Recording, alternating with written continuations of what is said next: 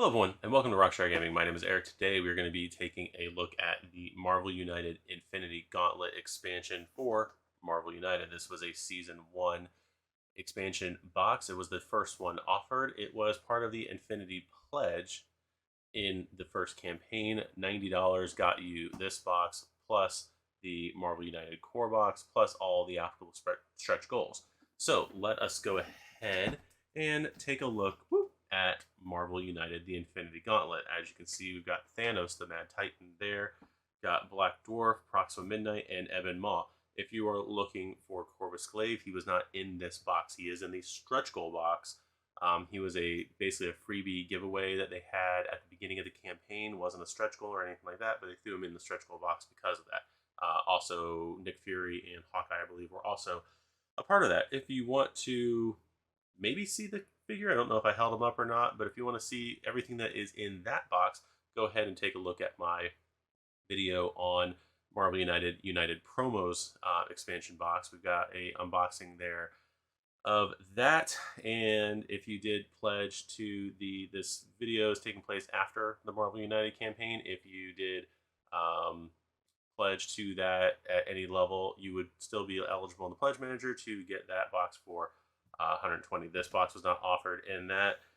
There are some places you can go to take a look at it, but let's go ahead and see what else is in here. So there, I said, is the cover by CMON and Spin Master Games. We just got a bunch of shots of Thanos on the sides of the box.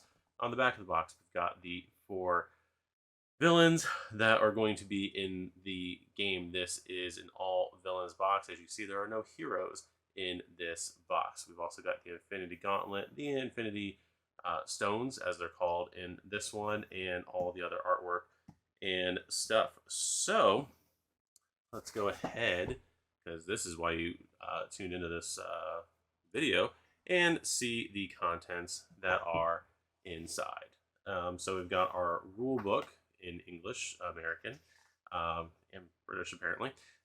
So these are the overview of what we are going to be doing with this game mode. It adds 4 games as like a campaign where you're going to fight 3 members of the Black Order, during which you are trying to not allow the Black Order to reveal cards for the Infinity Stones. And at that point, they will go over to the Infinity Gauntlet, and Thanos will have control over those. So this is the setup for those 3 games. You use the mission guide contained in this box, which is colored differently than in the regular Marvel United, but I don't think this was included in the token box. It definitely wasn't included in the token box. It wasn't included in the dashboards for Marvel United X-Men when they released the villain dashboards. So it doesn't necessarily matter which one you use, because I still think they all say the same thing. We'll check in a minute if I'm right about that. For each game, you face one of the Children of Thanos, Black Dwarf, Proxima Midnight, or Ebon Maw. They can be faced in any order, one by one. Alternatively, you can choose to replace any and all of them with villains from the core box or expansions, bringing a different flavor and difficulty to the campaign. Use the 6 regular locations included in this expansion to set up the play areas. Alternatively, you can also mix other locations. Take all available Infinity Stone cards and shuffle and draw 3 cards, and without looking at them, insert them into specific positions inside the shuffled Villain Master Plan deck. In later games, if there's only 1 Infinity Stone card remaining, place it after the 6th card. If there are 2 remaining, place one after the 10th card as well. Keep Thanos' Master Plan deck face down on the side of the play area with the Gauntlet. Take 2 random power-up cards. Yeah, we're going to do all of that. And then finding Infinity Stones. When the Infinity Stone card is drawn from the Master Plan deck, it has no effect. The villains have found the Infinity Stones and gives it to Thanos to use against the heroes in the final battle. And then also unlocking power-ups. So there is all of that. And then the rules for setting up the final game with Thanos. Depending on how many Infinity Stones were grabbed from the previous 3 games, will determine Thanos' difficulty in this game. So that is pretty interesting stuff right there. So there is your rule book for that. Next, we go in here and we'll take a look at the locations. So there are 2 sets of locations, 1 regular Infinity Gauntlet, 1 for Thanos. The Thanos ones have to be used during the Thanos fight, according to the rulebook. So we'll take a look at the regular locations here. We got Hala, we've got Nidavellir, we've got Sanctum Sanctorum, we've got Asgard, we've got Vormir, and we got New York. So there is those cards right there. And then over here, we have Sanctuary. We've got Thanos' Palace. We've got the Quantum Tunnel, Titan, Avengers Mansion, and Wakanda Fields. I know there's another Avengers Mansion somewhere in the game, and this one has 3 civilians on it filled up. The other one does not. The count is different for that. But yes, there are all the locations for Thanos to fight in, and as you can kind of tell from some of them, like with the Quantum Tunnel, the Titan card there, the Wakanda Field, that even though this is technically supposed to be a comic book based game, that they got a lot of the inspiration for these locations from the MCU movies. I have a lot of this first game, though. Again, some characters like Thor, and others, Miss Marvel and whatnot, were comic book inspired. You can definitely tell with characters like Valkyrie and Captain America that they definitely went more, and Nick Fury, that they definitely went more MCU in this first game than in the other 2 Marvel United campaigns. So there is that. So let's take a look here at the villain dashboard. Villain card, villain acts after every 2 hero cards. The villain is now vulnerable to damage. Players unlock this power up card. So there is that. I think heroes draw a card in the regular version of it, and then villain immediately draws 1 card. So those are the 2 sides of the Thanos villain dashboard there. So we've got Thanos' actual dashboard right here, along with Black Dwarf, Proxima Midnight, and Ebony Maw. We've got, for Ebon Maw, let's just take a look at his overflow. Let's take a look at all the overflows here. Ebon Maw is if 1 or more civilians or thug tokens can't be added to this location, each hero in that location takes a crisis token. His special rules also apply. Heroes with any crisis tokens must play their hero card randomly on their turn. Then they can discard 1 crisis token. Bam, deal 1 damage and give 1 crisis token to each hero in Ebony Maw's location. And I'm sure his cards, which are underneath the gauntlet here, will have an effect for all heroes with crisis tokens. Proxima Midnight has the villainous plot, has a tracker on it for her villainous plot, so it allows you to use that cube that came in the base game. Then we've got Black Dwarf. He doesn't activate his BAM when a hero is KO'd. Instead, he plays another Master Plan card, and if 1 or more tokens can't be added to location, deal 1 damage to each hero in that location. So he's just going to beat the tar out of you, it seems.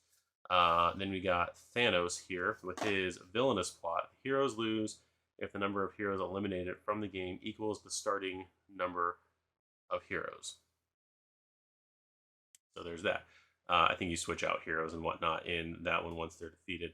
So there is Thanos right there and all the villain dashboards. So let's go ahead and take a look. Remove the plastic piece. Place it there somewhere. And let us reveal the gauntlet. So can I wear the gauntlet? There's the Infinity Gauntlet. Oh, no, yeah, no, that's not gonna hold. That's not gonna stay. That's just poor planning. But yeah, that is gonna be your Infinity Gauntlet. It's a different color gold on the inside there. On the outside, I know a lot of people weren't happy with the more bronze-like appearance to the gauntlet here.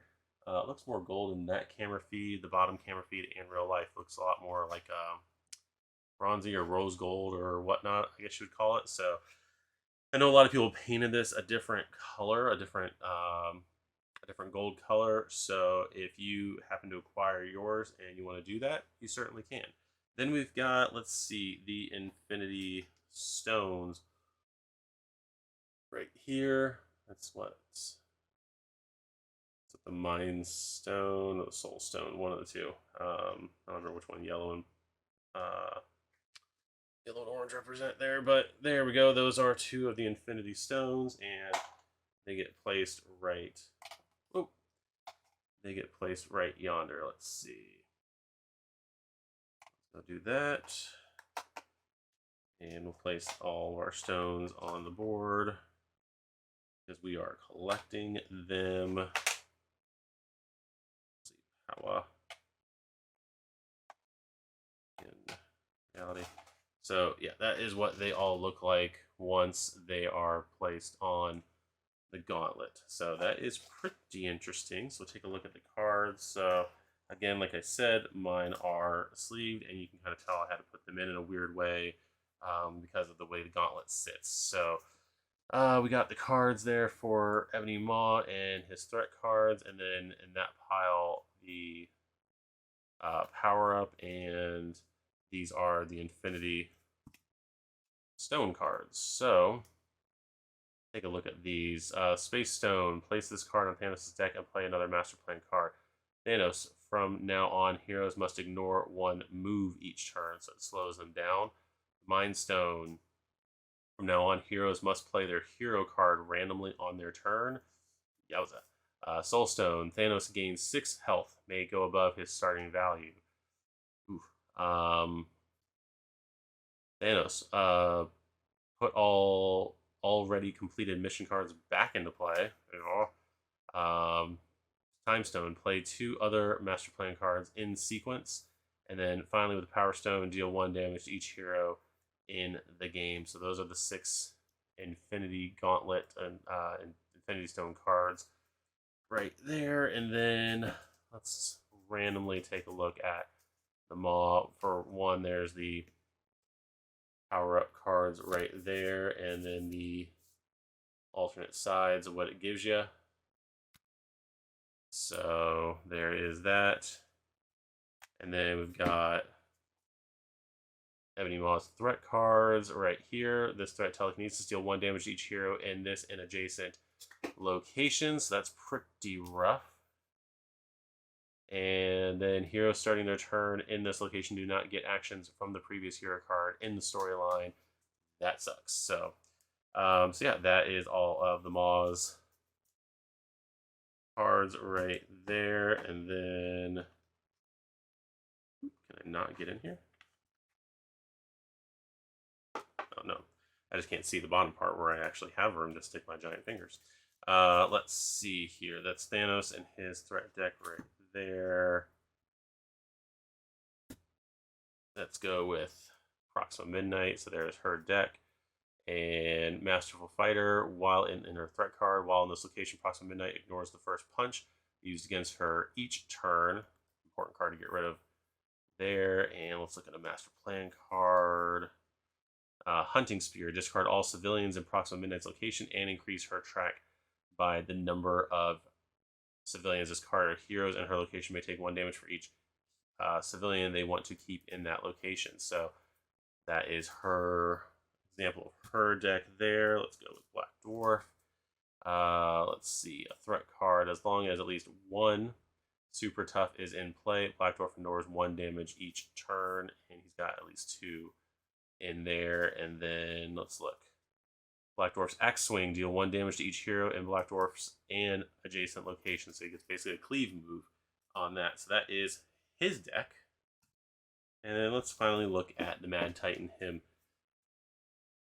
himself. So there are his minions there, all 4 members of the Black Order, including Corvus Glaive. Add 2 thugs to this location. Bam, deal 1 damage to each hero in this location. Let's see, his own card, Thanos' Mercy, discard 1 civilian from Thanos' location and from both adjacent locations. So he is a pretty tough beast to take down. I don't think we've actually gone through the entirety of this campaign. Just getting the same group to go through 4 missions has been tough when you are working full time and have a bunch of kids and you're tired at the end of the day and don't want to necessarily go through an entire campaign at night. So with all that said, let us take a look at the cool minis in the box. So first we've got Proxima Midnight here, looking pretty rad, if I do say so myself. For 2 seconds I thought that was Hella as I was picking her up just because of the helmet and everything, but they both have different helmets. So let's take a look now at, let's go with Black Dwarf. Right there. Oh, I can't apparently line this up. He is pretty beefy. I painted him for Marvel Crisis Protocol. I don't have access to the figure right now. He's in another room in storage foam, but he was actually pretty fun to paint in that one. I'm definitely going to do something different with the armor in this one because I used I think a gunmetal blue color, just kind of cheating, for the arm and some of the metal bits on his costume, his figure and everything, the figure model. Though I like it, I'm not 100% happy with it, so I will be coming up with a different paint scheme for him. So Ebony Maw right there, who I do have the Crisis Protocol version that is completely unfinished over on my shelf here, but I don't want to go find him and get him down. So, is he over there? Nope, he's in the other room. He's not on my. He's not on my shelf of shame over here. He's in a box, half painted. There's that, and then finally the Mad Titan himself, Thanos,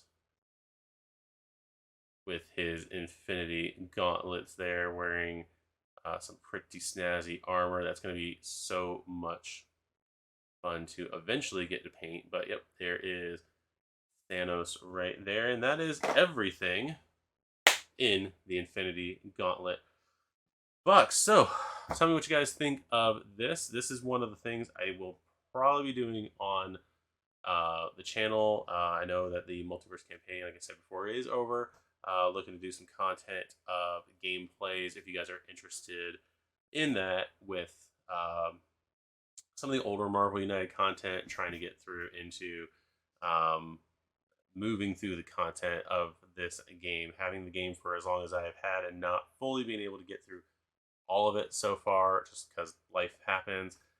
It's pretty disappointing. So, you know, it's one of those things. If I'm going to buy the whole Kickstarter, I'm going to use the whole Kickstarter. So, so there is that. So, again, I'd like to thank you guys for joining me on this episode of Unboxing Marvel United, I guess is what I'm calling it. Go ahead, comment down below. Let me know what your favorite character was in this particular box, and let me know if you guys would like to see me, Jake, James, whoever, maybe get my wife involved with it, if you'd like to see us take on the Black Order and Thanos himself in a campaign style series. So let us know about that. Go ahead, please like this channel, subscribe to this video. I don't know why I say it like that every time. It's like this video, subscribe to this channel, and hit the bell so you're notified when we're going to come out with more Marvel United and or other content on the channel. So I'd like to thank you guys for watching, and we'll see you in the next video. Bye bye.